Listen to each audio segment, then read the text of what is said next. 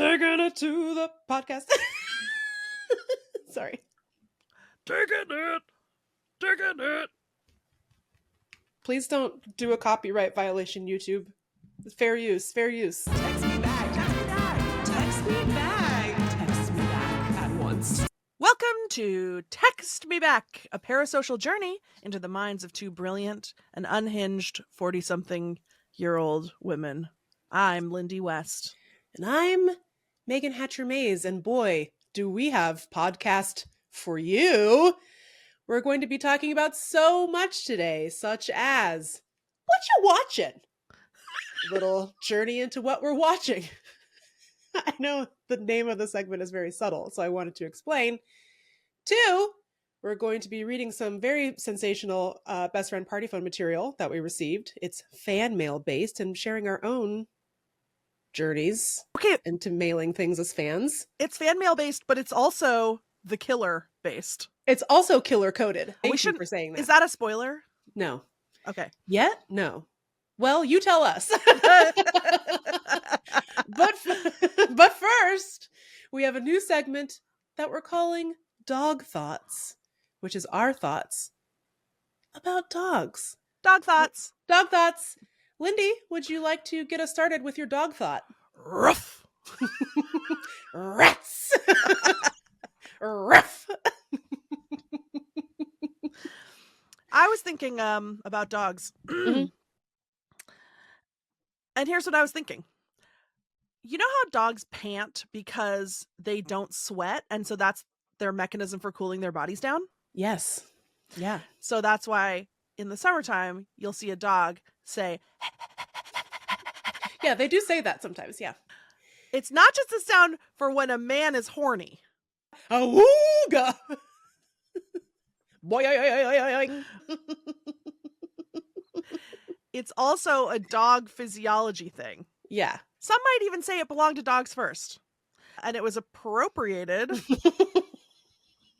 by men. So I was thinking about that the other day because my dog Barry was saying, and then I was thinking about how dogs don't sweat. And I was thinking about how I do sweat and how so much. Hashtag pig DNA. And I was thinking about how gross it is to be a human and how stinky I am all the time. While I was thinking this, I was tickling Barry's little armpit. And then I thought, oh my God, what if dogs could sweat? What if a dog could sweat? And that there's nothing grosser that I've ever thought of in my life. I know. All wet. Ugh. You know? All petting a sweaty dog. They'd be doing that thing where, you know, they shake it off, but with their sweat. So nasty. The fact that that thought came to you while your fingers were in his pits is so unsettling and sad and gross. I was like, praise dog God for making dogs have this perfect physiology, because I mean, if I went to scratch Barry's little armpit and it was wet in there. Yeah. I wonder if that's an evolutionary thing where they were like, okay, evolution, we can't have dogs sweating. The humans will find that nasty. Yeah. And so then let's evolve out of that so that we can keep getting snacks and getting little rubs. Because they're not going to want to rub the old belly if it's covered in sweat. Yucko. If they were like, okay, we've noticed that the dogs who are the sweatiest get the least bones thrown to them by the monkeys. And so then gradually, or maybe it's that if you're covered in fur and you sweat and then you get cold, it's a liability. You know what I mean? It like undermines the fur. Yes. Not to be a real scientist or anything. If you're a real scientist, can you check in? Best friend party phone? Which animals do sweat? A horse sweats. Yeah, maybe that's it. Because in fantasy novels, their horses always have a lather. Jesus. Sorry, even Shadowfax. No, how dare you? No offense. How absolutely dare you bring Shadowfax into this? He has no bodily functions whatsoever. I bet he doesn't even poo-poo. It's not even so much that I have armpit problems. It's the river of sweat down the backbone pooling in the I lower don't, back. I want my body to know I don't need that. I don't need to be cooled there. I'm so sweaty, right? As we've established, just in this segment, we've established it many, many times. But when I was in Italy 2 summers ago, it was so hot in Florence and I was so sweaty. And I was wearing for some reason, a pair of like linen blend shorts. Yeah. And I got so sweaty that I sweat. My whole back of my shorts was like wet, like it looked like I peed myself. Yeah. And so, in an attempt to hide it, I was wearing my fanny pack in the back to like try to hide my wet butt. Good call. And I got pickpocketed. I got my passport stolen. Meagan, you got pig-pocketed. I got freaking pickpocketed. And I was like, if it wasn't for my freaking pig DNA, I would not be in the American consulate right now begging these people for an emergency passport. It was so horrible. And I was like, not my sweat problems causing an international incident. It was so horrible. It's like, I think it's the worst thing I've ever thought of. 1,000%. And you have thought of so many bad things. So. It's worse than when a hairless cat has blackheads and you pop them. Oh, it's worse God. than that. I've never heard of that. People do that. Ew, dude. Don't blame me. I voted for Trump.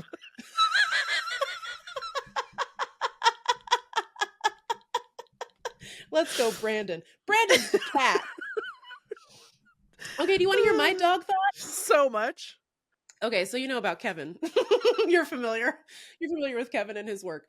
So we've been trying to potty train Big Kev by taking him outside and giving him snackies when he does it outside, and it's going okay, although he hasn't yet figured out that you can also pee on walks. You don't have to just pee in the front yard. There are like many locations where you can do it. He hasn't figured that out yet. Anyway, so I was thinking I want his command word because, you say, go potty or whatever, and then you say, good potty when they do it. So I was thinking it'd be funny if my command word was business time because, people say, when a dog goes outside to go to the bathroom, that it's doing its business. Then I started to think about that. And I was like, it's true. Pee pee poo poo is a dog's business. Yeah. What other business does it? What other business?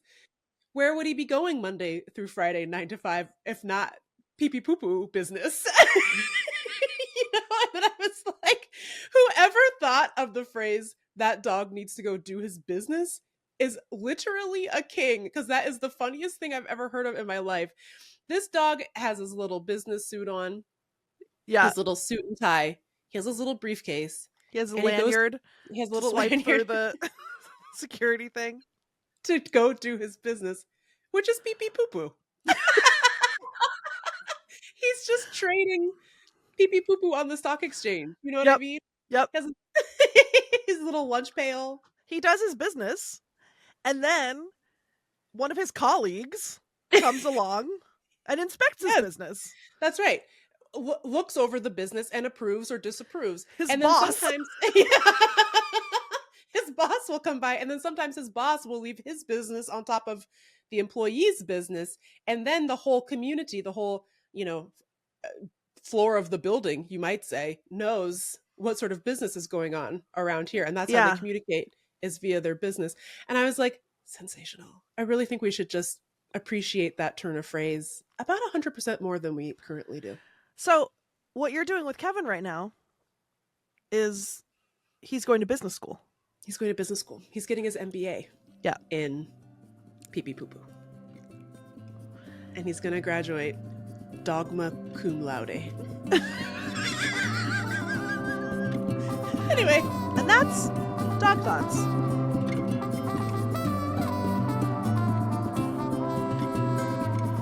All right, we have another banger from the Best Friend Party Phone. All hits, no misses, in my opinion. But we got this letter from David in Burlington, Vermont, and it was so insane. Just listen to this, if you will.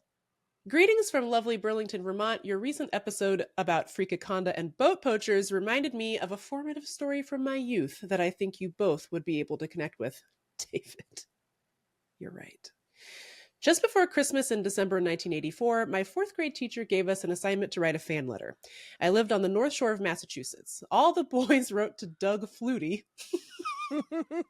parentheses, he was a quarterback or something. David, you don't know about Flutie Flakes? Come on. And all the girls wrote to Ricky Schroeder. I chose to write to the author of my favorite book, Joy Adamson. Just in case anyone in Text Me Back audience doesn't know who Joy Adamson is, she was an author and naturalist who wrote the stone cold classic Born Free. Born Free is the story of Joy and her husband George, who lived in Kenya in the 1950s. George was a game warden who found 3 orphan lion cubs. They took 2 of the cubs to the zoo, and Joy raised the smallest cub, Elsa. Elsa and Joy then had adventures together. When Elsa was old enough, they decided to return her to the wild. Despite being returned to the wild, Elsa never forgot Joy, and they had many joyful reunions. Anyway, about a month later, our teacher announced to the class, I have some exciting news. David received a response to his fan letter. Let's have David read it to you all.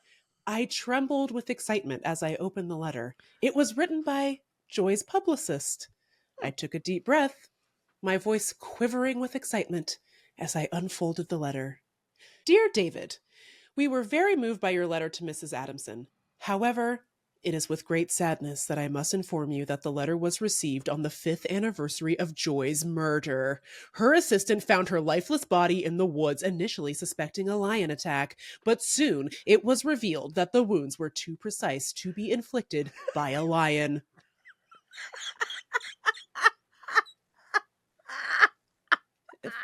Thank you so much. Thank you. You don't need to send the 4th grader the details. You don't need He's to. just a baby. He was only just born. Okay. I want to say maybe this might actually be a testament to David's advanced writing skills, because maybe he didn't say I'm in 4th grade, and the publicist just thought that he was an adult man. He's like, we better tell him. But okay, so there's a little bit more. Oh. David says, a surge of heat rushed to my face and I struggled to hold myself together. David. I kept reading. After an investigation, it was determined that she had been murdered by an employee of the Adamson family named Paul Nakware Ikai. Then it happened. A tear hit my cheek, and the floodgates opened. My mom quickly came and picked me up from school. I was heartbroken and inconsolable. I retreated to my room that weekend and tore up the letter, as if that would undo everything. Oh, David. David! I can't believe Joy Adamson's publicist did you like that. Oh my God. You didn't need to know any of that information. You know what's the other worst part of the story? David's other favorite author? Paul Nakari Ikwai. It's true. It's true. I hate when that happens. Actually, his favorite football player, O.J. Simpson. So, really bad year from David. Sorry. David. I can't believe that happened to you. That is one of the craziest things I've ever heard in my life. Why would you send that? First of all, again, congratulations on your extremely sophisticated syntax. Yeah. And I mean, we can hope. We can hope that you didn't say, hello, I'm a widow boy. I'm David. Hello. Second of all, I get the vibe that the publicist isn't getting a lot of letters. Sure. Like the publicist had some stuff to get off their chest. You know what I mean? Was the publicist maybe just an employee at the zoo? Was the publicist Elsa the lion? She was like, tell my story. Avenge Joy. God. Also, R.I.P. Joy.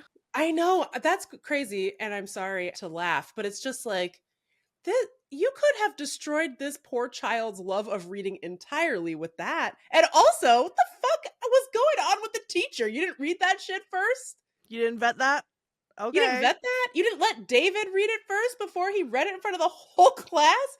Also, it's not just poor David that was traumatized. The whole 4th grade class was probably in hysterics. Yes. Oh my God. Do you even know what murder is when you're in the 4th grade? What the fuck, man? Okay. Can I say that I looked this up because I was like, what? And I was reading about her murder. And then it was like like a few years later, her husband was also murdered. The hell? I think it was. My I God. think it's because they were like constantly like foiling poachers. You know, I don't know, but In the way of big bucks. you can't stand in between a a a poacher and a big buck. You know, oh, like a deer. Got it. Nice. Nailed Got it. him. I'm always making connections. You know what I mean? Like, I know. Why didn't you just respond with, thank you so thanks. much, David. This honors her memory so beautifully. And keep it pushing. Like, no, here are the details. Here are the crime scene photos, David. Yeah, Take a totally. look. Here's a vial of her blood. Run the Are- DNA. Are you happy now? Jesus Christ. But of course, this weirdly got us thinking about all the times that we have sent fan mail. Yeah, And which is you have not a very very many. good, not very many times. You have a good one. Yeah, when I was in middle school, me and our mutual friend Leah, who's been mentioned before, we were obsessed with the show Talk Soup. Obsessed. Never missed an ep. I have VHSs of Talk Soup taped off the TV. This is And- pre Joel McHale days. This is way back in the John Henson. Yes. Yes. So this was post Greg Kinnear, pre Joel McHale reboot. And so at the time, there was a talk show boom happening on television. Everyone had a talk show, like a daytime talk show. So Talk Soup compiled clips from daytime talk shows and made fun of them. You know, it's like Jerry Springer, everything's popping off. Yeah. Leah and I were obsessed with Talk Soup, watched it every day. The host was John Henson, who was a true king of comedy, unsung. Really never got his due, in my opinion. And he was really great at that job. We loved him. He was so funny. So one day, Leah, I think she had gone to the Puyallup Fair, and she bought from a little trinket booth a little man, a little plastic man named Weepy the Wee Wee. And he's about this big. And he looks sort of like a vintage toy. Like he looks like he came from the 50s or something. And he's made of plastic. You pour water in the top, and then he has little sort of mechanical pants. And you pull down his pants, and then he pees out of his wee wee. How specific is the wee wee, or is it just sort of a hole? I think it's just a hole. Yeah, I don't. Okay. I don't think we opened it up to check. Yeah, but you wanted.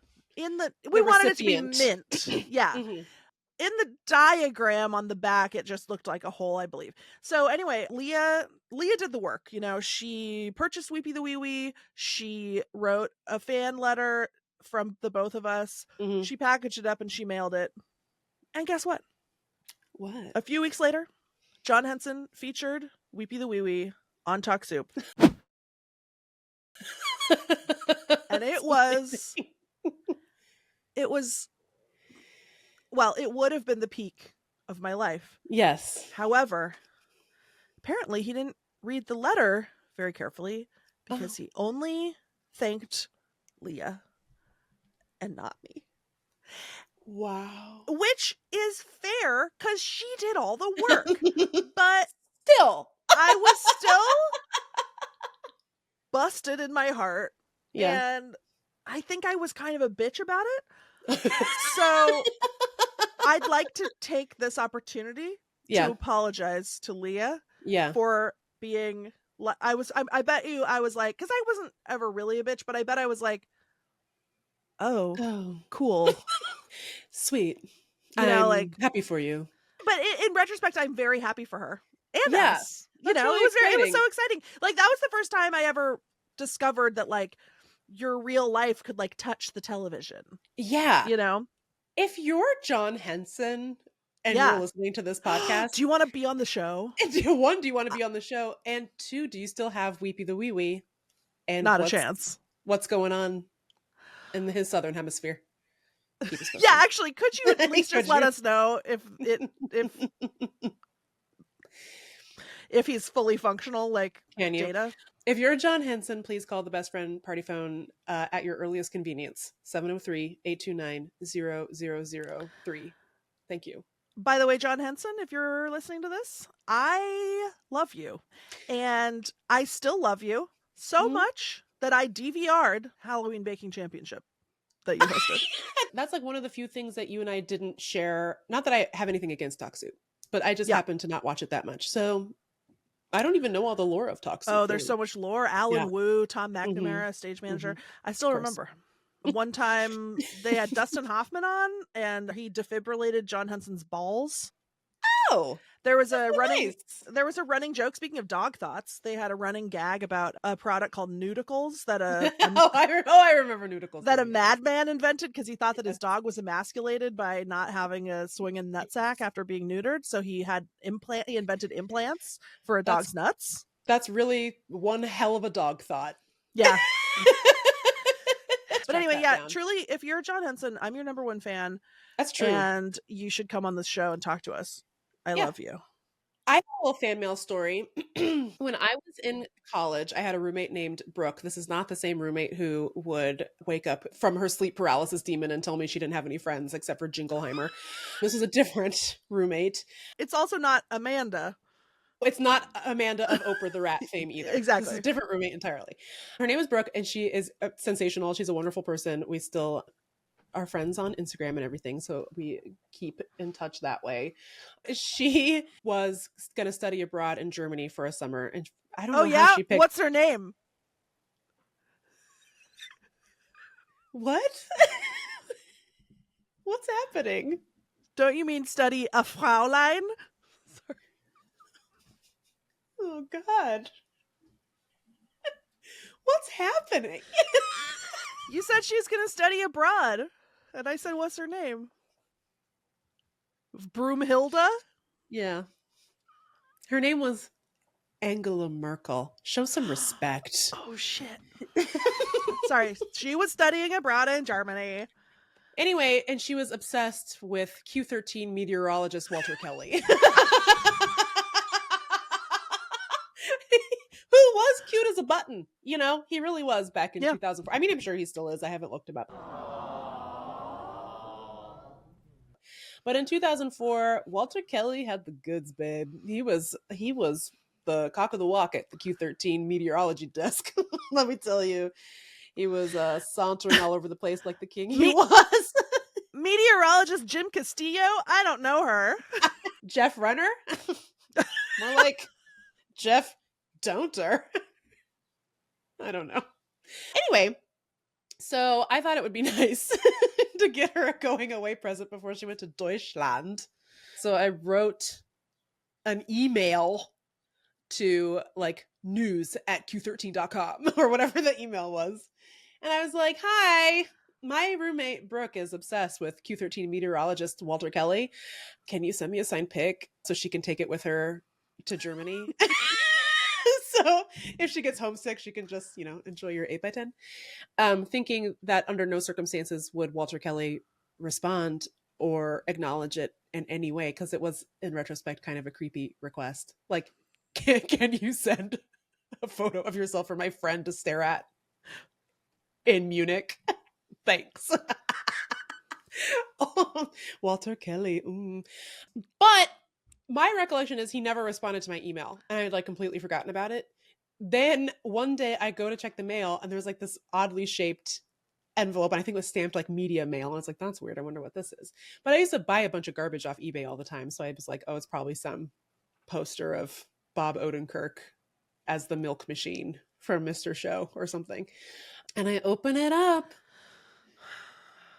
Freaking signed 8x10 of Q13 meteorologist Walter Kelly. Did it get there? Like, had she already left? No, she was still there. So I got to give it to her before. She's like, I was like, I got you this. And she freaking loved it. I don't want to say she was in tears. I don't really remember it that well. But I want to say she was very touched by my thoughtfulness. She took that thing all the way to Deutschland, babe. It was amazing. Do you think she still has it? Night smooch. A little Nacht smooch. Ja, das ist gut. Das ist gut. Das ist sehr nice. gut. Walter Kelly. I don't know if she still has it. I'll message her and see if she does. I strongly doubt it, though. Because, Megan, that reminds me that you and I also share a celebrity encounter moment.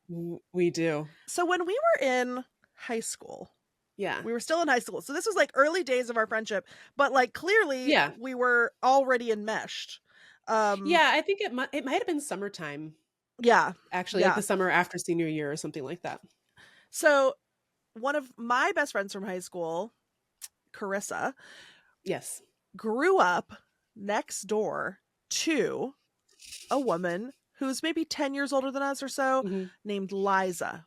Yes. And at some point in the 90s, Liza, who was working in media in some capacity, I Yeah. believe advertising, Advertising, yeah. she produced a commercial that had a celebrity in the commercial. She and the celebrity hit it off and fell in love and Yeah. got married. Yeah. And this celebrity was You named might have heard of him. Conan O'Brien. So we find out Conan O'Brien's biggest fans. I can't emphasize that enough. We were obsessed with him. And speaking of the VHS, just to bring that back, every night I had it set to record on my VCR every night because I couldn't stay up till 12:35 a.m. every single night. But I was obsessed. I thought he was so funny. I was like obsessed with Max Weinberg too. I was like, he's such a good drummer, and Andy, our boy Andy, Yeah. And I recorded that shit every single night. That's how I found out. I mean, that's how I found out about like all these comedians who now many of them suck, but like that's how I found out about Dave Chappelle. Like this is like 8 years before his show. And, we're just like totally obsessed. There's one time that there was this crossover in my life where Conan and Andy went on, like, I can't remember, Montel Williams, maybe. No, it was that lady. Wasn't God. it? Her name was like, oh God, we're never gonna remember. Anyway, they went on a talk show as a joke, as a like feuding couple in a lover's quarrel, and Andy was wearing a crop top that was white, and then in black letters like this tall it just said lick. And then that clip was featured on Talk Soup, and I think I have it on tape somewhere. Lick. I always think about lick. I would love a lick shirt. Maybe we should add that to the merch. We should add that to shop. the merch shop. Lick crop top. So anyway, this was huge. This loomed large. It was Rolanda. Rolanda! Yes! I love Rolanda! Oh my God. Who doesn't love Rolanda? I can't believe we forgot about Rolanda. I can see honestly, her face in it, right? I can see it. I can see it now that honestly, you say it. I would like to issue a very genuine apology to Rolanda for the erasure, because you served in that clip. Rolanda, I know that people who dress this way always wind up in trouble. Please help me get my Andy back. Well, Conan, I mean, have things improved since you wrote this letter? Rolanda, frankly, they've gotten worse. Really? Well, I think we should bring Andy out here, don't you? Aren't you wondering what's happening with Andy? Well, are you ready to confront Andy about this? I think I am. Yeah. All right. Well, Andy, come on out.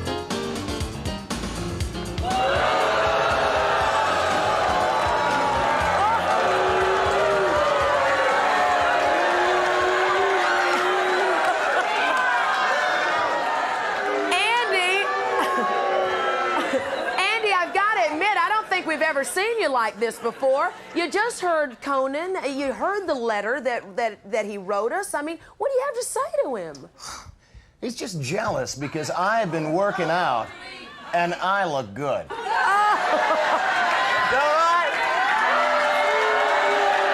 If you are Rolanda and you would like to come on this podcast, we would love to have you.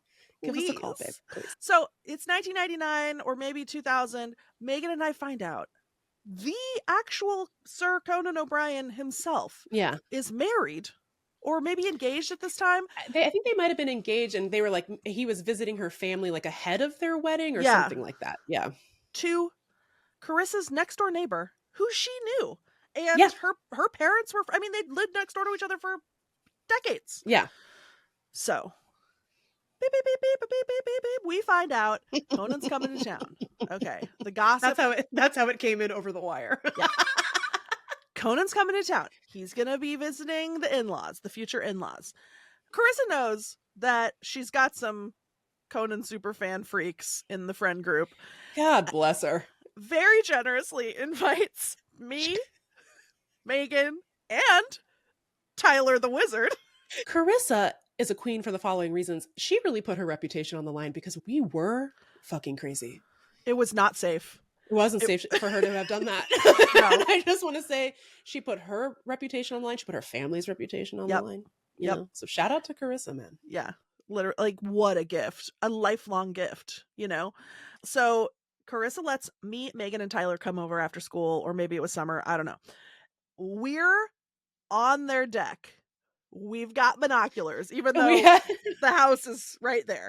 We did a whole photo shoot, by the way, where we were like, because I think we never thought that we were going to see him really, or meet him, or speak to him in any way. So we like had set up this like sort of, in retrospect, very creepy, but at the time we thought it was very funny photo shoot. It was like, oh, keeping our eyes peeled for the celeb. And there's like a picture of us with the binoculars, and we're like on the hunt for Conan, you know, where we're like walking around the neighborhood like, is he behind this tree? Ooh. We're creeping and peeping. In a fun way. I mean, like, we're kids. Like, we don't know. Yeah. So I remember it so well. We're on the deck. We're sort of starting to give up. We're like, well, you know, this was a fun game. I remember we see a very tall red head bobbing. Like, we're just like turning away to go home. And then we see from the deck, little crimson bobber going out the front gate. We're like, holy shit, it's happening. It's happening. Yeah. We run outside. We're like, they're going on a walk or something. Here's my recollection. You tell me if this matches up with what you remember. We had gone for a walk being like, okay, we're never going to see him. Let's just go for a walk. And we can do our photo shoot where we're looking at him at like Seward Park or something. And then we were like, okay, time to go home. And we turned to go back up the hill to Carissa's house. And he was like walking down it. And I think we were like, oh my fucking God. Yeah. And we just immediately started hyperventilating. I remember that we saw him leave. Oh, property. Really? Okay. And so I think we knew they were on a walk. Okay. But we had no idea where they were going. Okay. So we were like, and we didn't like get out. We didn't like chase them, you know? No. We played it cool. We went out. We were like, what if we just went for a walk? And like to emphasize it was very cute and not creepy what we were not doing. Creepy. Yes. And so we were like, we're gonna go for a walk, and then if we accidentally run into them, it's not stalking. So, but then you're right, we walked around for hella long, absolutely gave up hope because we did not run into them, and we were like, oh well. And then we're trudging home dejected back to Carissa's house, which is on a hill. Coming down the hill toward us is Conan and Liza. And before we get to the actual encounter, I want to talk about our big plan that we concocted. Oh God, no. You don't want to talk about our plan that we concocted? I mean, I can't stop you. You can. No, tell it. It's so embarrassing. Is it? Go ahead. So we were silly gooses. So we were like, okay, if we do run into them, we can't be like, we were looking for you. We need a cover story for like how what to say to them, and B, how to convince Conan to be our friend. Yeah. So what we came up with was, we realized every one of us had a different ethnicity. So very normal. So, for instance, Tyler is French. Carissa is Japanese. I'm Norwegian. And Meagan. My family is Black, and I don't know where they're from due to how history happened. So we were like, maybe my family's from Swaziland. I think you picked it. I picked it. So we would say, so we practiced. So we would say, Conan, oh my gosh, it's so crazy to run into you because we were just looking. We need an Irishman for our international gang. And then we would sort of do like a roll call. Like I'd be like, Norway. And Tyler would be like, Vive la France. And Carissa would be like, Japan. And then Meagan would say, Swaziland. No. No, because it was built in, because our satire even then was sharp. You would go, Swaziland? Which is like a That's right. commentary on Yeah. American Imperialism. imperialism. Yeah. So that's true. I forgot that it was Swaziland? That's the funniest part. Do it one more time. Swaziland? And so, of course, once you're actually confronted with Conan O'Brien, you're like, I'm not going to do a bit to this man, to this professional comedian. Fuck that. That's crazy. I won't be doing that. We did something much worse, which is that we We pretended that we didn't know who he was, and we hadn't been manhunting him to take him to drag him back to our boneyard. Yes. What happened was that Carissa went to Liza and she's like, Liza, it's so good to see you. And she's like, oh, this is my fiance, Conan O'Brien. And the three of us we were all like, it is so nice to meet you for the first time, knowing nothing about what you get up to. Hello. And then pretty immediately, Tyler said something that betrayed us, which is a good thing, but really was like, oh, he said, where's the little fat dude? Yeah.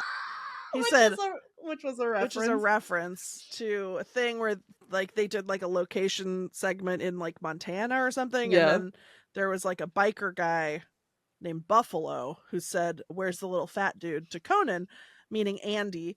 And so then Tyler said that to Conan, and I believe he did a voice. I believe said, so. Where's the little fat dude? And then Conan said, oh yeah. Oh Cool. Buffalo, we're doing this. And then we all took a turn saying our favorite one. And I think you did say lick. I know. I think I probably said narcoleptic craftsman. Yeah. And I then, don't remember what I said, but I'm sure it was terrible. Oh, and then you had an infected eye. I had an infected eye. Yes, I got my eyebrow pierced and it got infected. And I was like, nobody mentioned my eye. And then Tyler was like, her eye's fucked up. Tyler goes, look at her eye. Look at her eyeball. And I actually don't think he heard, but I was like, Jesus Christ. And then Liza took a picture for us, which I have cherished ever since. But every time I look at it, I just go, you fucking little weirdo. We were about to leave, and then I think Liza took pity on us, and she was like, do you guys want a picture? And because we just happen to have a camera. I just happen to have my very fancy film camera with me on my person for our jaunt around Seward Park, which has nothing to do with you. I love this photo because for many reasons, but one of the reasons is that you can see the plight of Lindy in 1999, which is that I'm wearing absolutely full business casual from Lane Bryant. I love the picture because you have never seen 4 teenagers more ecstatic than the 4 of us in that picture. Like, our faces are stretched to the max. We're so happy. And actually Conan looks pretty pumped too. Yeah. Which really, if you're Conan O'Brien, thank you for selling it. Thank you for selling it in the photo. You know, it really meant a lot. I used to dream/joke that, years ago, that maybe someday I would become famous, and then I would get to be a guest on Conan, and then I could bring the photo, and I would always be like, ha ha ha. And I think I'm close. I think you are. Yeah. I think that's totally within the realm of possibility that you go on Conan O'Brien Needs a Friend and you can bring that picture. Yes. I think so too. I should get a publicist to pitch me. Ooh, maybe Joy Adamson's publicist.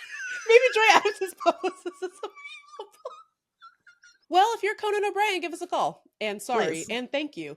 And we will dig up that photo and we'll post it on Instagram. Oh, we sure will. And thanks to Carissa.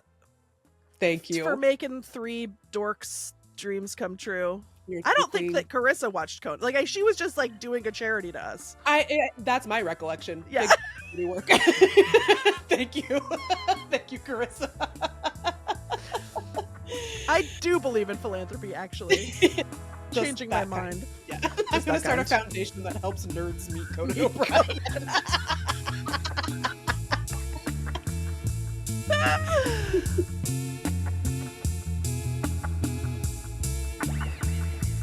Welcome back to Text Me Back. We got time for one more segment. Highly organized segment, as opposed Very to efficient. What that lady said in the accolades. No brain-astroni around here. Nope. Just we structures systems and efficiencies. No, Thank it was you. actually, we got a very sweet comment that was like, I love this podcast. They're so charming. She didn't even say like, I would like it better if it was Yeah. more organized. She just said it might be more successful, which I'm sure is true. Probably true. We'll never know. We'll never know. Not possible. Who here who hosts this podcast has the mental capacity to create a structure? Does anyone know her? If you know her, if you're her and you're listening, call the best friend party phone. Anyway, Here's our third segment of the day. yes. It's called What You Watching? Because What you watching? Megan and I, we're watching. Oh, we be Television, that is. watching. Not you while you sleep through your window. Not Never Conan that. O'Brien with binoculars from a balcony. But Never that. television. So we just thought we would check in about what we're watching. Do you want to hear what Yeah. I'm watching? Yes, always. I'm watching Shogun, and it's taken over my life. Woo! So I remember when we were kids, every man in the 80s was reading the book Shogun. I remember every man carrying it around. It was like this thick. Interesting. Yeah, Yeah. it was like a huge phenomenon. It came out in 1975, but I don't know. I just Mhm. remember it being a thing when I was a kid. Mhm. I don't know. It seemed like a thing for guys. I don't know. Like, I didn't really ever think about it. There's a 1980 miniseries that I never watched, but I did just order on DVD because now I'm a Shogun girly. So I'm addicted. so there's the thing about like being like really into Japan as a white is like It's a red flag. it's a red flag, and it Yeah. really feels like a thing that white guys do I in know. not in a chill sorry. way. It's unsettling. The intensity of the interest is what's unsettling about it. Yeah. You know? So I just always kind of walled myself off from that. But I had this feeling inside me all of a sudden where I just said to Aham out of nowhere, I said, I think we need to watch Shogun. And he was like, what's that? And I was like, it's a Great show question. that I saw an ad for. And for some reason, my heart is telling me I gotta watch it. I hadn't heard anything about it. I didn't know nothing about it. Megan, this is the greatest show I've ever seen in my life. It is so good. And so the original Shogun, it's based on a book written by a white guy who wrote a series of 6 books all about white people in Asia. So What a hurdle. What a hurdle to clear. Yes. but very heavily researched, like historical fiction about different time periods, different places in Asia. So Shogun is set in feudal Japan, I think 17th century Japan. And there's a white guy, a British guy, who is trying to I don't know, he's like, the Portuguese have a monopoly on trade with Japan, and he's like, I'm gonna be the first British person to go open trade with whatever, blah blah blah, who cares. But so I think the book and the earlier miniseries are really focused on this white guy, but this modern one, because of the woke mind virus, they took a lot of care, it feels like to me, to make sure that like he's not centered. There's like 5 different sort of warlords who are essentially vying for power, and then the white British guy washes up, and then it's sort of about him trying to figure out like, okay, what happened to me now? Which And warlord should I support? exactly. And there's Okay. like lots of scheming. I mean, it's like Game of Thrones level scheming, and like all the characters are super interesting and super complicated. Like nobody's all good or all bad, and there's like a hot lady translator. She speaks English. They have like sexual tension. There's so many rules in feudal Japan. It's like, okay, you can't like knock over this rock, but you can murder your cousin if he ate the wrong radish. You know what I mean? Mm-hmm. So it's like this white guy Yeah. being like, blah, blah, blah, like trying to figure out the rules. Anyway. Who's your favorite warlord? Who are you rooting Well, for?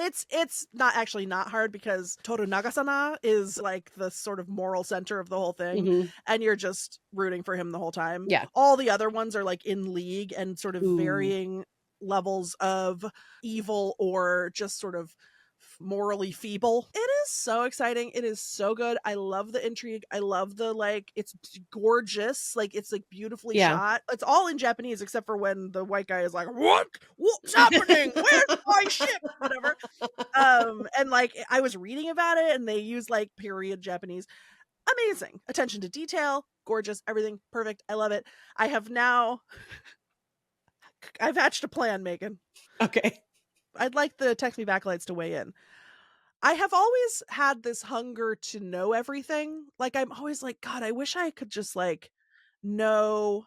Like, I'm really interested in history, except there's too much of it. So I immediately there's too many things. So like then I just get like overwhelmed. But so then I was thinking, what if I did it like a project? And I understand this is not comprehensive, but what if I did a project where I read one book from every country? Like a popular, like a readable history book about something that happened in every country. Wouldn't that be interesting? And I could do it like a podcast, or I could do it because everything has to become content and be monetized. But then I would know a little bit of everything. Yeah. What do you think? Weigh in, Text Me Back lights. I will have to give Shogun a try. You know, one hurdle for me as a brainastroni idiot baby who needs to have 58 screens on at a time is that there are subtitles. And I hate to admit this. It's very embarrassing. I know. But I can't read. I also I love to be playing a little game while I'm watching my little show. I love to crush my candies. I want you to know that I hear you. Yep. I hold space for you. Shogun is so captivating that I have not at all struggled with the subtitles. I am That's actually riveted. very good to know, because we have very similar hummus in our brains. Very similar sauce. Yeah. So Megan, what you watching? What I'm watching is as follows. I was going to say the NBA playoffs because that is true. I have ever since we did that episode about Inside the NBA, which oh God, I actually can't talk about it. And I know my grief is a little bit too strong. Yeah, we'll talk about it in a future episode. I've gotten really into watching basketball again, which was really actually very nice for me because I grew up fucking loving basketball. I loved the Sonics. We used to go to games all the time. My aunt and uncle had seats that were really close to the court. And this is like the Gary Payton days. So you could hear him jawing at like the other players and stuff. It was like amazing. And then the Sonics left, and I just, it's like, and with it went my passion for the NBA. Yeah. I've been trying to be better at like supporting WNBA games. So I'm going to some Storm games this summer when they come to DC to play the Mystics. I'm excited about that. Cute. But it was really nice to just like get back into the Shaq and Chuck lore a little bit, develop my appreciation for Kenny and Ernie. So I was going to go on a whole thing about Inside the NBA. Wait, but can I ask something? Yes. Are you rooting for the Timberwolves? Because I am. Yes, I don't know. I think by the time this episode airs, this will be resolved. But I know. I just want to say really quickly, I grew up in a household of people who hated winners. We root for underdogs only in my home. Yep. This home stands underdogs. I love a small market Cinderella story. The only small market I do not stand, Oklahoma City, and they can go to hell. They can absolutely go to hell. However, I know that there are individual players. I know there's individual players who are nice. Alexander. Hey, we all love SGA. We all do. But the team will continue to suffer until the Sonics are returned to me safely. Okay. And Squatch as well. I want Squatch back as well. Can I say one other thing? Yes. I am 100% rooting for the Timberwolves. I love Anthony Edwards. I love this I love the whole story. It's incredible. Bring Your Ass thing was sensational. People have been really disrespectful to Rudy Gobert, who looks like a baby deer. However, I do want to say, part of me doesn't think that white people should be allowed to play basketball. However, I've been saying this against my will. I have been turned slightly towards Doncic. Do you understand about Doncic? About Luka? I guess I don't know, because I had an opinion about him, which is he looks like a bartender, which is funny to me, but I don't like his vibe. But tell me everything. He's so fat, and in the off season he gets so fat, and to me that's my ally. That's sure. And so endearing. It's endearing, and he also, when he and Jokic cross paths, they have like a Slavic love, and we stand Joker. So I like that Luka looks like a slob, And he's always like, It's so funny that we haven't talked about this because he literally looks like they just pulled him off a concession stand. They're like, "You're tall, get in there," and he's like, "Okay." And he's so slow, And then he's like lumbering up and down, just the like stairs. just like Joker, he's like pulling out these incredible moments of perfect basketball. Pig DNA. Luca has pig DNA for sure. Just fat as hell, which I love. Fat, slobbery, sweaty, disgusting, bad attitude. A lot of the That's Leslie. That's he's Leslie. Leslie. He's Leslie. Yes. Anyway, I was going to do a whole thing about that, which I did end up doing. So you're welcome. But then 2 days ago, I was catching up on Dateline. I haven't watched Dateline in forever, and I was like, "Oh my god, what is happening with my various crimes? I have to know. I have to keep abreast of new innovations from the killer." You know. Yeah. So I was watching an episode. Honestly, couldn't even tell you what the whole episode was about because Keith Morrison, the king, is interviewing one of the attorneys, and he's like, "We blood tested the scarf, and you'll never guess what we found: dog DNA and pig DNA." And I stopped crushing candies, sat straight up, and I said, "Excuse me? Excuse fucking me? Did you just say pig DNA Come on again? broadcast television?" So I immediately recorded it on my phone and sent it to you, and I posted it on Instagram because this was just in the intro to the episode. Like, the episode hadn't even started yet, and they said pig DNA, and I was like, "Boing? What?" Not just broadcast television, but your favorite television show and mine. Correct. The GOAT. The freaking heavens have cracked open and given us this divine providence of this man saying pig DNA on Dateline. So I'm thinking that's already unbelievable. Just an absolutely outrageous turn of events. Then I'm watching the episode. 30, 45 minutes in, they show that moment where the attorney says, "We found pig DNA." They cut to Keith Morrison, the king. Keith Morrison says, "Pig DNA?" And I passed out. I don't remember anything that happened after that. I don't remember recording this. I blacked out. I said, "This man, my beautiful boy, my father, Keith Morrison, he's out here talking about pig DNA?" I was like, "What you watching?" "I'm watching pig DNA. That's what I'm watching." You sent me a wall of incomprehensible gibberish along with a clip of this moment. And I watched it and I thought, for a second, I was like, oh, they must listen to the show. Like, I forgot that that pig DNA is a thing, is a real thing. You forgot that pigs have DNA. Yeah, correct. That's right. I was like, "Oh yeah, noted Patreon subscriber Keith Morrison." You know who has pig DNA? Josh Mankiewicz. Oh, 1,000%. He's spiritually pig. I love him. I'm obsessed with him. Okay, just so you can enjoy it as much as I did, here's the king, Keith Morrison, uttering the phrase, "Pig DNA." Pig DNA? This is my church. He said pig DNA. Show me to me, please. It's like he whispered my name in bed. Yes. You know what I It's mean? like you were walking up the hill to Carissa's house and down came Keith Morrison saying pig DNA. I don't know. So that's like what that's what I'm watching. If you're Keith Morrison, come on the show. Literally. And bring some pig DNA. Bring that scarf. Bring that scarf, Keith. Let's test the DNA together. 703-829-0003. That's the Keith Morrison hotline. Give us a call. Love you.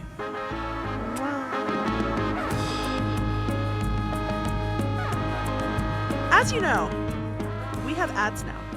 And we're trying to get even more ads. So that we can fly Keith Morrison out here with a bucket of pig DNA on a PJ. Please continue to rate and review our program. Yeah. Tell your friends about it. Post about us on social media. I'll share it, dude. I don't care what it says. Yeah. Tattoo contest still going strong. Make sure you send in your submissions. We've gotten a lot of really good ones. Honestly, probably going to get more than one. If we're being for real. It's really like, they're so good and it's so hard to decide. And I'm like, well, how many is too many? I guess we'll just have 5 winners. Like 20 winners. I don't know. I guess Anyway. I'll just have a full text me back sleeve. All the way up my neck and Yeah. to my face.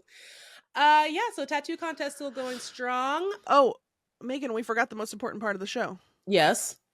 Well, Well, Meagan. Well, the thing I like about it is, I mean, I'm sure this is what is happening in your brain. It's I went down and got it for you. Well, yeah. That is. yeah. Well, Well, Meagan, well, baby, I went down and got podcast for you. went down and got podcast for you. Oh, I wish we could Oh, podcast from the I bottom of know. the ocean. Oh, you shouldn't have. But I think the old lady dropped podcast into the ocean at the end. Well, baby. Well, baby. Meagan, I Yes. have a thing I want to discuss that I forgot to say earlier. Yes. Which is that I received a comment somewhere, I don't remember where, from a listener who, it was on the YouTube. And they were like, I see the curly smoke in the background, and now this podcast makes a little more sense. No, let me tell you something. Bad news, babe. Bad news. Couldn't be more sober. Don't touch the stuff. What you are seeing, even Meagan doesn't know. Meagan thought it was my midsummer bear. I did. Yes. The yellow midsummer temple incense holder, which I do have. It's a cherished possession, but I keep it downstairs in the living room. Up here in my office, I have little log cabin. Yeah. I have seen that. I didn't realize that was upstairs. It's so cute. Yeah. So what you were seeing was the curling smoke of my little log cabin incense burner. It was not marijuana. Not marijuana. I can't do it. It makes me scared. The last time I really smoked weed was senior year of high school. Mm-hmm. The night they imploded the kingdom. The night before. Oh, yeah. The night before they imploded the kingdom. And I remember I smoked weed. I lost my mind. It was the scariest night of my life. Yeah. I thought for sure. I felt that every step forward I took with my foot, I was stepping backward through time. And then I spent the night curled into a little ball on a beanbag chair in a stranger's house. And then I walked over to this overlook in West Seattle and I watched while they imploded the kingdom. The last real time I smoked weed was when I fainted at a Wu-Tang Clan concert. But we can talk about that later. I think was I there? I feel like you might have. I know Leah was. She gave me an energy bar after. And I was like, she has the antidote. She is so wise. She is so wise. I love her. All right. Well, so anyway, just to clear that up, no drug use in this house. No judgment, but this is also not a weed podcast. Aham smokes a lot of weed, but it's legal, so it's actually allowed. Legal. Baby, it's all illegal now. And so is cocaine. And so is cocaine. Don't second guess or ask. Also, heroin is legal. Have a good day, podcast listeners. Text me